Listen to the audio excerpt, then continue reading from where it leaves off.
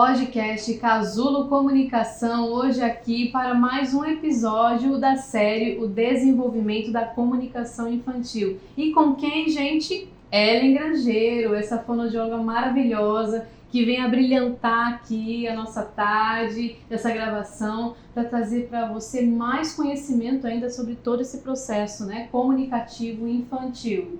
Seja bem-vinda, Ellen. Obrigada, Josi. Obrigada mais uma vez pelo convite. Um prazer imenso recebê-la aqui. Você também que está comigo aí sabe disso, quão é importante a presença da Ellen aqui, como a Jéssica também, que está fazendo, né, esse movimento aqui conosco.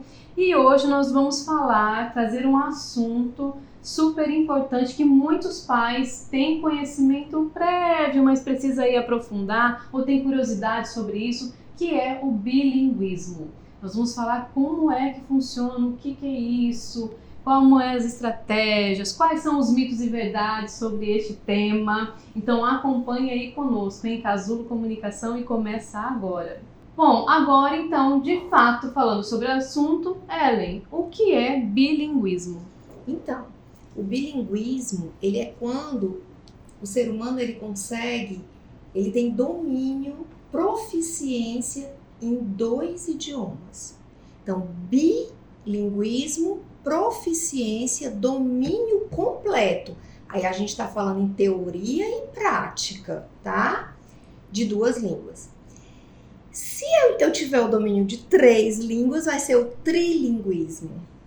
Se eu tiver domínio de mais de 3 línguas, vai ser o plurilinguismo, ou que a gente conhece muito como poliglota. Né? A gente já ouviu muito esse termo, ele é poliglota, né? Uma pessoa que tem um domínio de mais de uma língua, né? O bilinguismo, a gente fala bilinguismo porque tem domínio de 2. Exatamente. Então, assim, quando eu consigo ter esse domínio, um domínio teórico e prático, ou seja, eu consigo transitar linguisticamente entre 2 línguas, 2 idiomas, a gente pode considerar aquela pessoa bilíngue, ok? E hoje a gente vai trazer esse assunto na área da infância, né? Muitas vezes a gente escuta falar, e hoje está muito isso em alta, né? Sobre o bilinguismo infantil, que a criança, a infância, é muito mais propício para você introduzir uma língua, né? E por que esse fato? Explica para nós. Na verdade, assim, todos nós, independente da idade, nós temos a capacidade de dominar mais de um idioma. O materno, o nosso idioma materno, né? E um outro que a gente quer aprender. Isso pode acontecer com a gente quando criança, adolescente, jovem adulto e idosos. Idosos também podem aprender, mas a gente aprende da mesma forma?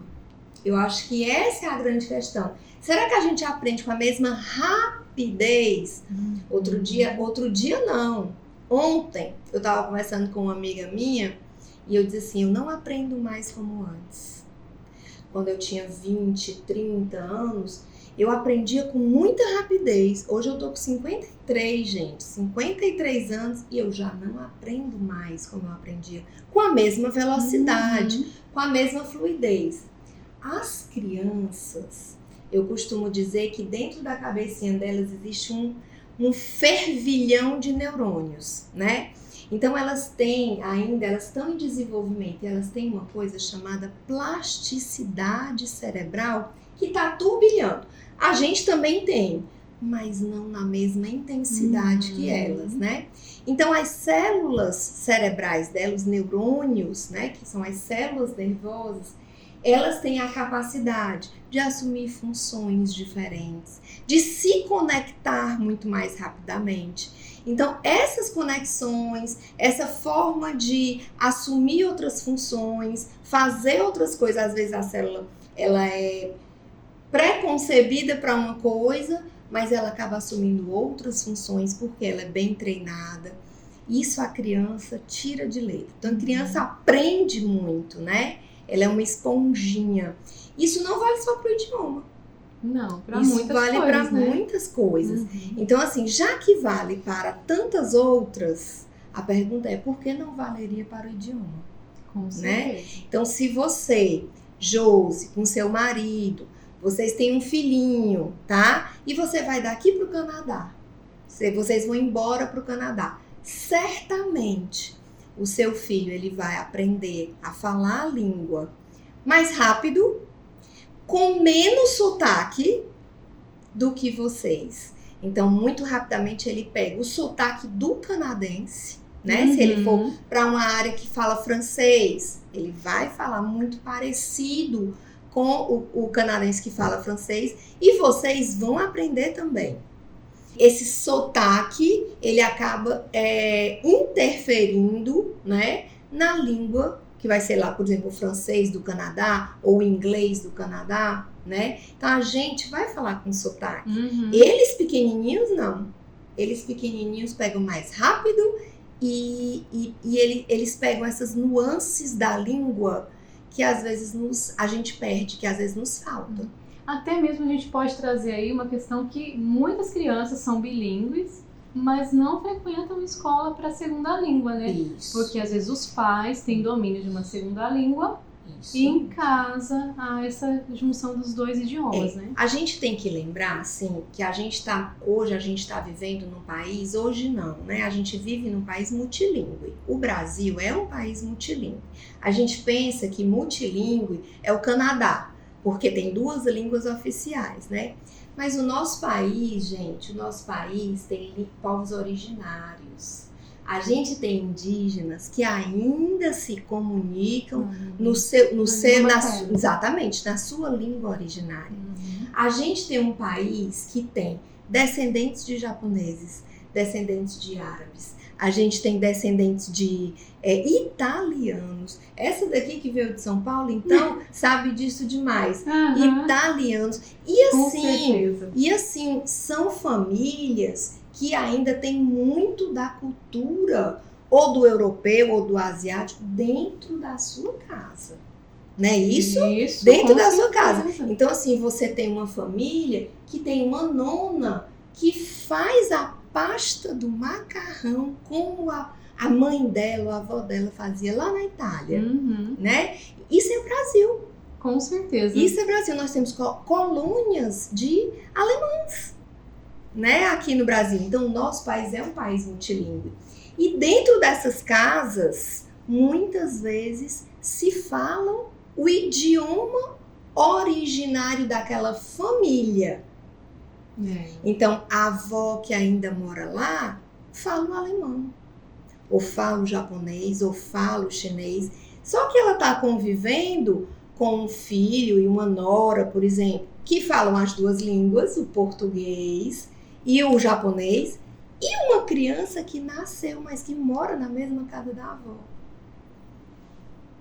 Então, a vovó fala chinês com o netinho. Ali tem uma interação.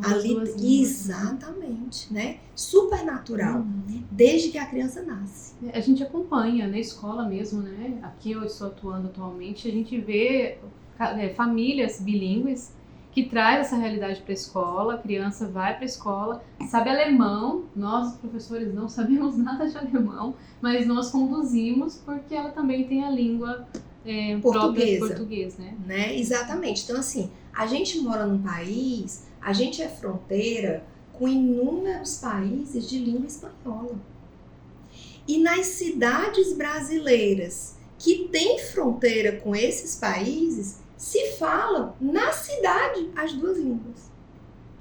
Se fala o espanhol, se fala o português, se fala o portunhol, se mistura as 2 coisas, né? Se entende, se comunica e se resolve. Exatamente. A gente faz fronteira com Guiana Francesa, com Suriname, que aí você já tem o holandês, você já tem o francês. Então, assim, o nosso país, o Brasil, é multilingüe. E a gente ainda tem a Libras, que é a língua brasileira de sinais, que é uma língua. É uma língua.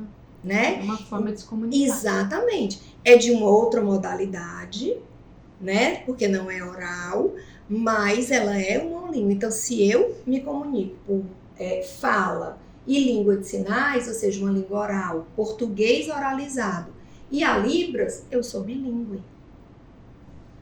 né? Então, assim, a gente tem que lembrar que existe uma questão multifacetada aí, né? E a gente tem que lembrar que hoje a gente vive num mundo globalizado, onde a gente tem acesso a filmes em inglês, em francês, com muito mais facilidade do que a gente tinha antes. E então, tem pais e mães que preferem, né, até o legendado ali para estimular. Exatamente, né? Então a gente tem músicas, a gente tem filminhos, a gente tem outras questões que trazem a língua inglesa muito para dentro da nossa casa. E com a globalização, a cultura também, a cultura de outro país também começou a interferir na nossa cultura e começou a haver uma congruência entre culturas, muito mais fácil. E uma outra realidade é a realidade dos refugiados. Então, quando você tem a migração de pessoas que saem dos seus locais de origem e precisam, né, se deslocar, migrar, elas levam consigo não só língua, elas levam cultura. E isso gera uma interação. Muito grande. Muito grande, muito grande. Então, quando você pensa em multilinguismo, você pensa no espaço, você pensa numa situação, num país que tem não só vários códigos, né? Ou seja, não só várias línguas interagindo, mas você pensa também numa questão intercultural, multicultural. Que proporciona isso também. Exatamente.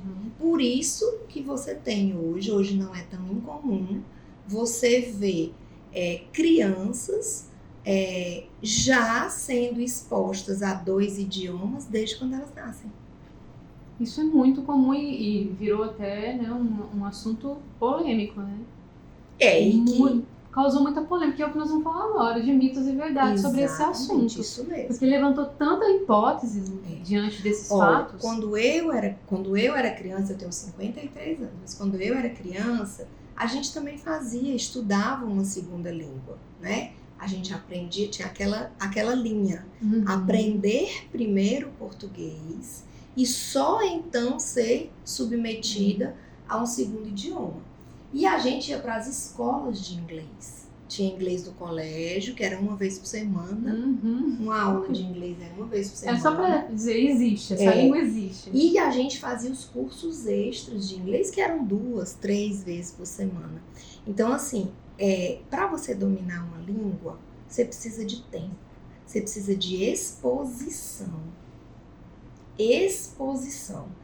Tempo e exposição.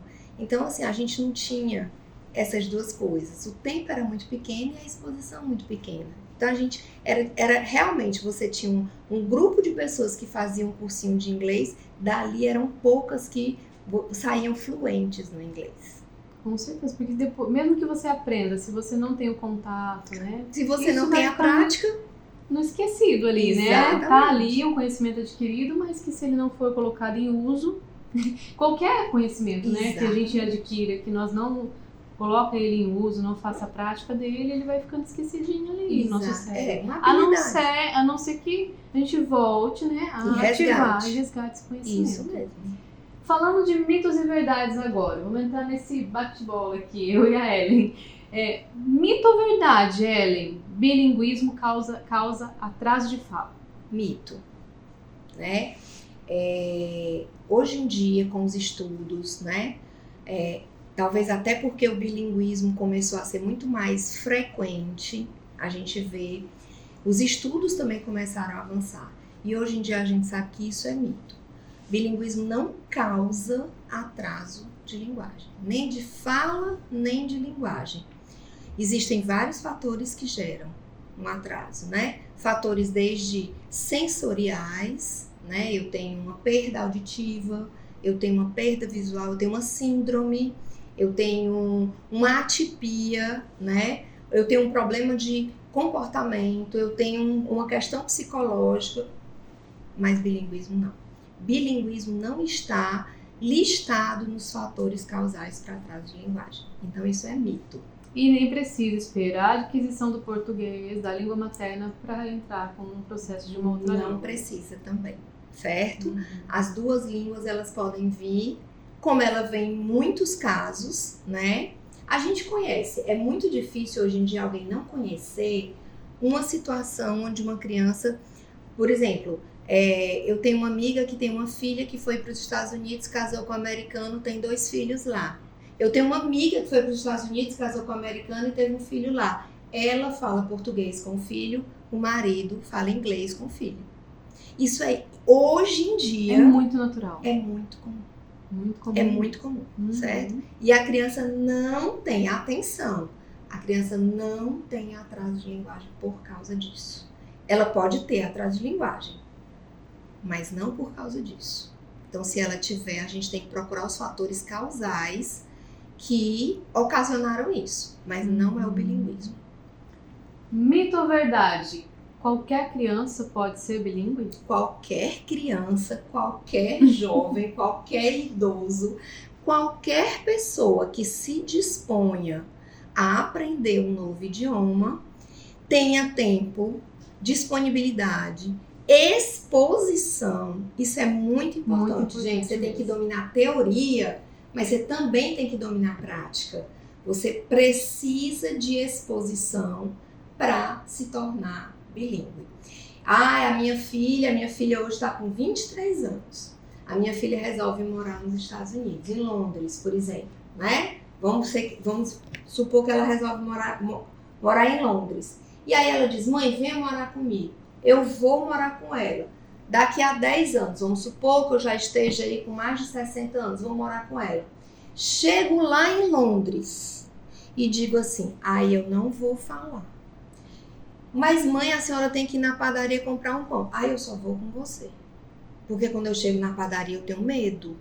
Eu tenho vergonha. Eu não vou comprar nada. Eu vou ficar o dia inteiro enfurnado no apartamento ou na casa dela, porque eu tenho medo de ir no meio da rua e não falar com as pessoas. Eu posso estar morando em Londres. Não aprende. Eu não aprendo. Não tem exposição. Não tem exposição, então não tem. Não é porque você está naquele lugar que você aprende. Talvez também essa seja uma questão infantil, viu? Aí eu tô jogando aqui pro ar. Criança não tem isso. Nenhuma. Criança, uma criança que é mais desinibida, né, tem desenvoltura, você chega assim, vá comprar o pão, ela pode ser na língua que for, ela se manda, ela vai e diz assim, moça, eu quero pão, e puxa assim a roupinha e diz, pão, e se vira, né? Vai se virar. Até ela aprender a ter aquele domínio de outra língua, né? Então, assim, seja qualquer idade, não é só criança. Qualquer pessoa, qualquer indivíduo pode ser bilíngue, em qualquer idade. Precisa só de dedicação. Com certeza. E vontade. E vontade. Também, né? Esforço constante. É um esforço Com constante. certeza. Né? A criança bilíngue fica confusa? Mito ou verdade? Fica confusa por causa das duas línguas. As duas línguas geram confusão? Mito, né? Então, assim, não gera confusão. Eu estava na escola e uma das crianças da escola que eu trabalho é uma escola bilíngue, e eu estava na escola e uma das crianças chegou e disse assim, eu vi o Spider-Man, né? Então, assim, eu vi o em português, Spider-Man em inglês. Então, assim, ela não confunde, ela sabe exatamente o que ela quer dizer. Pode ser que aquela palavra não tenha vindo agora, que é o Homem-Aranha, né? Mas veio o Spider-Man e eu tenho o domínio das duas línguas e eu sei aonde colocar. Então, não confunde.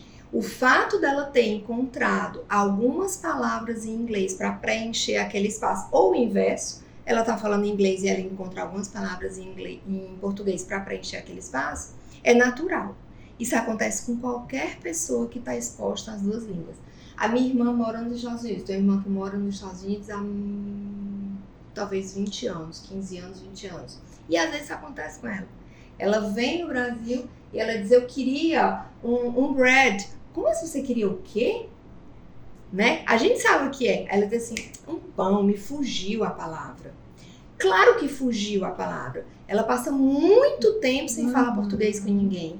Então, às vezes, as palavras parecem que fogem. O que ela faz? Ela encontra a palavra certa, mas naquele idioma que ela está mais exposta, que no caso dela é o inglês. Então, isso é extremamente natural, certo? Então, não confunde, não há confusão. Parece uma confusão, mas não é. Pelo contrário, eu estou fazendo uso das palavras no lugar certo, da forma correta. Talvez por essa resposta em dupla língua, né? Parece. Aí quem não domina, a confusão é para quem tá ali, não é bilíngue. Não é verdade? É para quem não é bilíngue e tá ali ouvindo uma criança que é bilíngue, que tem o domínio de duas línguas, né? E que ela usa a hora que ela quer. A hora que ela quer. Né? Exatamente, é isso mesmo. E ser bilíngue traz benefícios para o cérebro? Com certeza, né? Então, isso também em qualquer idade. Existem vários estudos do aprendizado de um novo idioma no idoso, né? E inclusive estudos hoje que mostram que o aprendizado de uma segunda língua pode inclusive afastar, né, a questão do Alzheimer, né? Então, talvez atrasar, talvez não ter, enfim. Então, esses estudos ainda estão sendo muito trabalhados, mas já existem estudos nessa vertente, tá? Que tipo de benefícios? Eu trouxe aqui alguns para vocês, tá? Vamos ver que tipo de benefícios um segundo idioma pode trazer para você. Primeiro, gente, se conectar com outras culturas, com outras pessoas, né? Isso é acho que é o maior benefício de todo. É você poder se conectar num mundo que é feito de conexões. Ampliar a visão de mundo, né? Às vezes aquele mundinho meu Deus, quantas possibilidades tem o mundo. Exatamente. E aí a gente vai não só para pessoas, como a gente vai para vídeos, livros, né? Porque a gente amplia o mundo também lendo, também assistindo séries, documentários, filmes, né? E nem sempre tá tudo traduzido. E nem sempre tá tudo lá com a sua legendinha. Tem muita coisa interessante que não tem ainda legenda. Então, com certeza, ampliar essa perspectiva de mundo, né? E às vezes, gente, quando a gente traduz, a gente perde algumas coisinhas ali que são naturais daquela língua. A intencionalidade, né? E algumas coisas, por exemplo, tem algumas coisas numa língua que quando você traduz, você perde algo de significado, que só tem naquela língua. Como a saudade na gente, que a saudade é muito da língua portuguesa. É uma palavra que a gente nem sabe como traduzir ela direito. É verdade. Né? Então também tem essas questões. Vamos lá. Quanto mais eu conheço sobre um assunto, mais tolerante eu fico em relação ao diferente. Se eu fico mais tolerante ao diferente, diminui o meu preconceito. Então, quanto mais eu entendo sobre bilinguismo, menos eu tenho preconceito em relação a ele. Né? Então, essa também é a vantagem de você conhecer sobre uma outra língua. Quanto mais eu conheço sobre a língua árabe, menos preconceito eu tenho em relação à cultura e ao povo árabe. Eu vou entender a intencionalidade, né, daquele povo. Porque muitas vezes é aquilo, a tradução perde a intencionalidade. Exatamente. Não nos traduza aquele sentimento real que está ali presente, pertinente, né, naquela língua. Isso. E a gente precisa entender que quando a gente fala em aprender ou dominar um outro idioma, não é só a língua faz parte da cultura de um povo. A língua é a identidade de um povo. Então, a gente também está aprendendo sobre o povo. Com certeza. Né, que domina aquela língua. Né? Vamos lá, vamos conhecer. Conhecer o mundo, que a Ju já falou. E aí, em relação às questões cognitivas, né? Que você colocou aí o cérebro. Sim. O aprendizado de um segundo idioma exercita o seu cérebro. Olha só, aumenta o seu vocabulário. Melhora a sua capacidade morfossintática na construção frasal. Deixa eu ver o que é que eu coloquei mais. Desenvolve memória. Aí, olha só a questão do Alzheimer. né? Aumenta a velocidade de processar as informações. E se aumenta a velocidade de processar informações, eu consigo até tomar decisões mais rápido. Porque eu consigo pensar com mais agilidade. Tudo isso permite uma percepção de mundo mais aguçada, que era o que a gente estava falando. Melhora a atenção, melhora a concentração. Já foi memória, Meu atenção, Deus. concentração. As funções executivas todas aí, ó. Existem estudos que dizem que o aprendizado de um segundo idioma desperta a criatividade. Pode aumentar o seu nível de confiança, que é aquilo que a gente estava falando. Se eu domino, eu consigo ir na padaria. Tranquilamente. Autonomia, confiança. E pode, inclusive, atrasar doenças como Alzheimer. Já existem estudos que estão aí provando essa verdade. A gente não precisava falar mais nada, eu acho, sim. Que só esses benefícios cerebrais, benefícios. Para o nosso cérebro, para o funcionamento, para o nosso funcionamento. E é interessante, gente, como a imersão num outro idioma faz toda a diferença.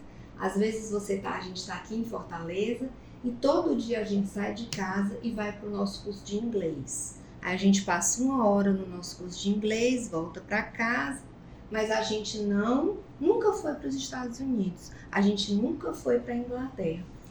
Aí a gente vai passar 1 mês nos Estados Unidos fazendo uma imersão lá e a gente diz assim, meu Deus, eu nunca aprendi tanto quanto nesse 1 mês. Eu passei anos saindo da minha casa, fazendo o meu... Não que o curso não seja importante, mas é aquilo que eu falei para vocês, a exposição. Então, quando você está imerso, quando você sai daqui e você vai para Dubai e você precisa se virar na língua falada lá, você vai para Tóquio e você precisa se virar na língua falada lá, é completamente diferente, porque o tempo de exposição é 24 horas. Você liga a televisão, tá em japonês. Você liga o rádio, tá em chinês. Você liga... Onde você tá imerso naquilo ali. Jô, você já passou por alguma experiência de você ir para uma capital daqui do nosso país, ou alguém que você conhece, e a pessoa passar uns 15 dias, passar 1 mês nessa capital e voltar meio que falando parecido com o nativo de lá? Por exemplo, vou passar 1 mês em São Paulo e volto falando paulista. Você já ouviu falar disso? Já ouvi falar, Jô. Você tá fazendo lá? Tá vendo nordestino? Tá vendo? Tá então, falando assim, igual Nordeste. Tempo de exposição. Uhum. O que acontece? Você hoje mora aqui. E morando aqui, a sua língua, o seu jeito de falar sofre interferência. Não tem como. Não tem como. Não tem. Entendeu? Porque eu tô nesse meio aqui. Você agora tá exposto ao cearense. como esse meio fala. Exatamente. Né? E eu falo, né? A gente tá falando, até vou dizer uma vez agora. Porque a linguagem própria aqui de Fortaleza é muito diferente da linguagem que eu vim aqui, da minha língua materna. Olha aí o multilinguismo. É muito diferente. Palavras que para vocês têm uma intenção, para mim tem outra. Então eu já tive muitas essas situações, né? Aqui. Eu falar algo e na verdade a interpretação está sendo outra porque o significado para vocês é outro. Isso mesmo, é isso mesmo. Então assim, você imagina que dentro de um país como o Brasil, que é um país continental, é um país multilingüe, você imagina se você saísse daqui e fosse para outro país e ficasse imersa naquela língua, naquela cultura. É um conhecimento muito grande de Exatamente. Então, assim, e fica muito mais fácil de adquirir a língua.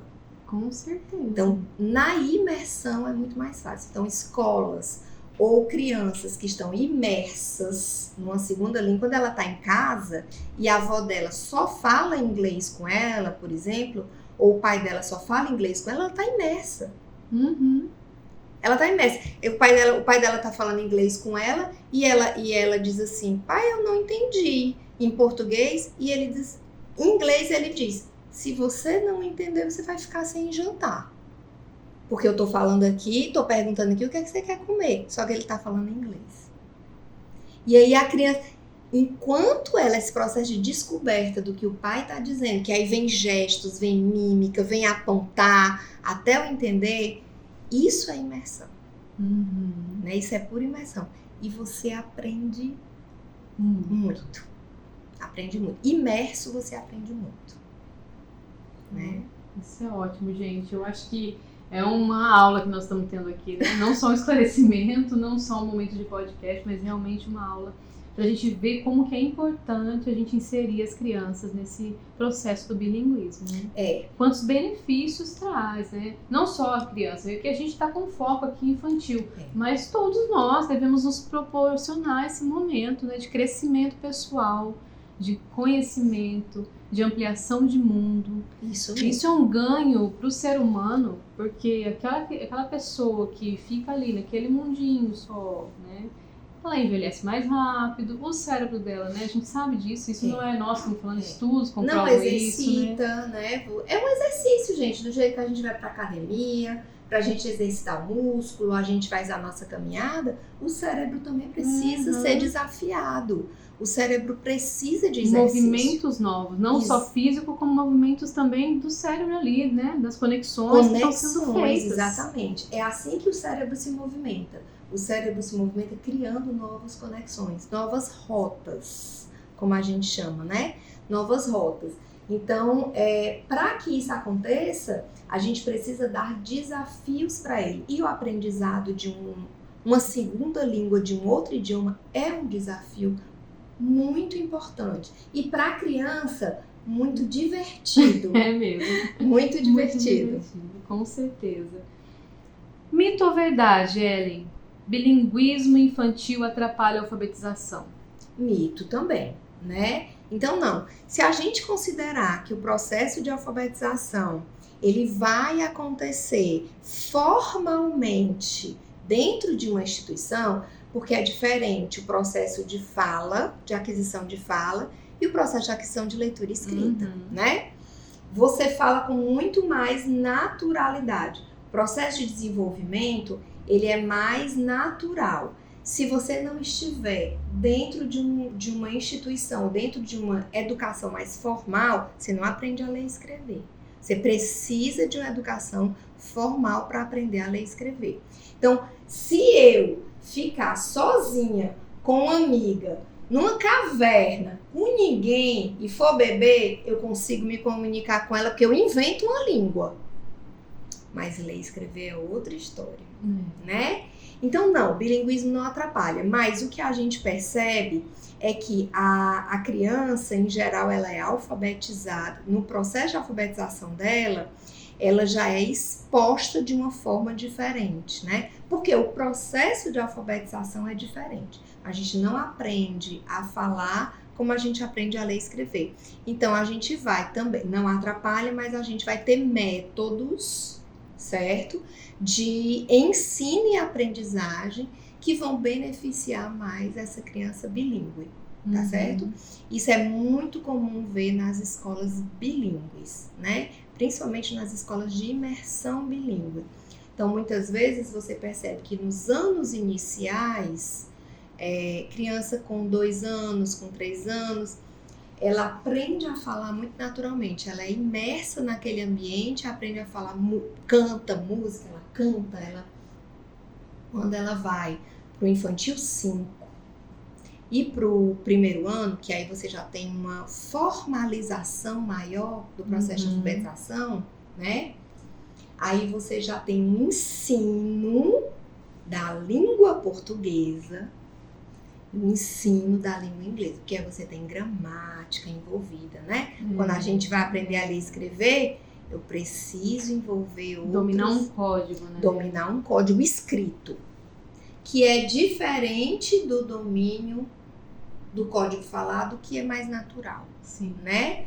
Aí tem muitas regrinhas, tem regrinhas que são só do português, tem regrinhas que são só do inglês, né? Quando eu vou estruturar uma frase, a estrutura frasal na língua portuguesa tem uma característica, na língua inglesa tem outra característica.